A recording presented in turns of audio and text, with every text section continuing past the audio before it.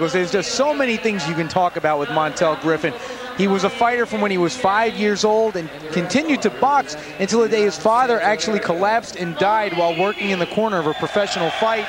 Then gave it up on the insistence of his mother for almost 10 years.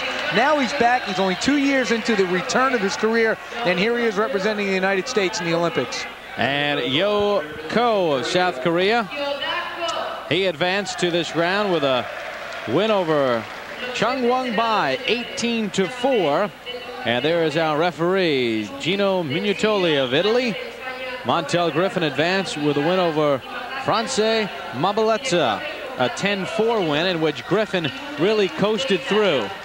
And I think we're going to see a better Montell Griffin tonight. I know that Coach Joe Bird was not happy with Montell's performance in the last fight. He felt he wasn't aggressive enough. He felt that he was doing a little bit too much showboating.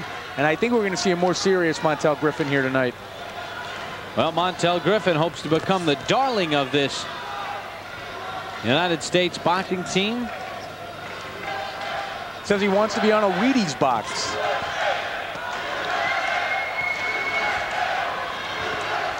Well, if the basketball team is the dream team,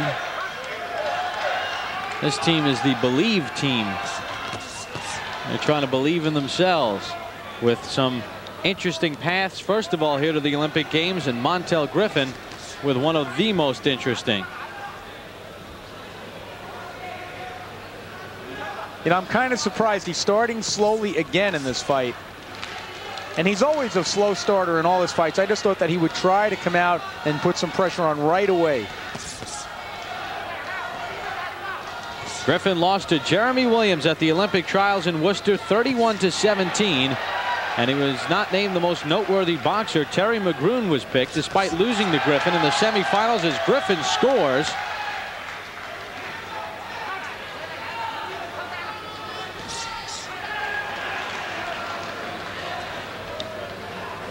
And when Griffin threatened to take the United States Boxing Association to court, he had a free box off with Terry McGroon, beat him, and then beat Jeremy Williams twice in the box offs. Bobby beat him so badly the second time that Jeremy Williams dumped the interview table over. That's how upset he was. There was just no doubt about either one of those two fights in the box off.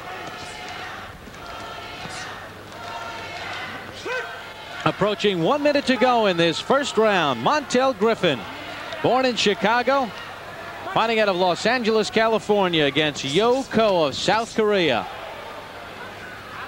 Actually, I think he calls his home Studio City, which is a suburb of Los Angeles. And I think he's going to be a good professional. I think he'll be a better professional than he is an amateur. Montell Griffin's first love, the sport of basketball. He had a chance to meet the dream team the other night. Played high school basketball at Simeon High School in Chicago. A graduate in 1990. Became friends with Nick Anderson, now of the Orlando Magic, and one-time schoolboy star Ben Wilson, who was tragically shot by a gang back in 1984. Good left hand by Griffin. Rocks back Ko.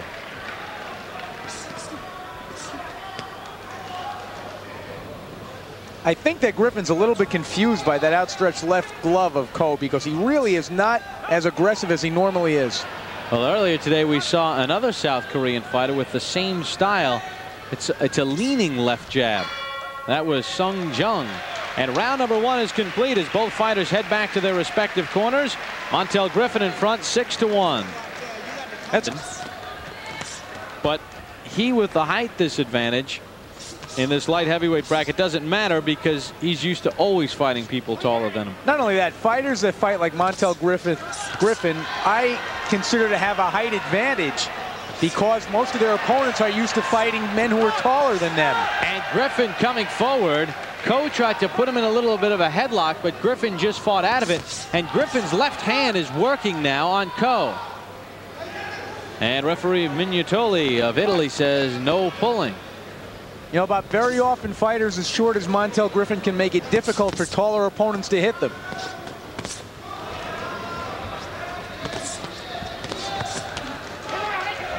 Oh, there's that left again. Coe just walks right into it, and that's because Coe doesn't have a jab of his own. And I think Griffin's jab surprises a lot of opponents because it gets there in a hurry. He has very long arms for a fighter of his lack of height. Now referee Minutoli telling Coe he can't keep that left out and circle it. I don't see why. Is that in the rules somewhere? Well, I can see if he's cautioning him for measuring, but in that situation, I don't know if there's a rule for no mesmerizing. No mesmerizing. I'm sure they have a rule for it. They have one for everything else. Can you imagine that being disqualified for mesmerizing your opponent? And a shoulder warning to Griffin. RSCM. Referee stops contest because of mesmerizing. Midway point of this second round. Montell Griffin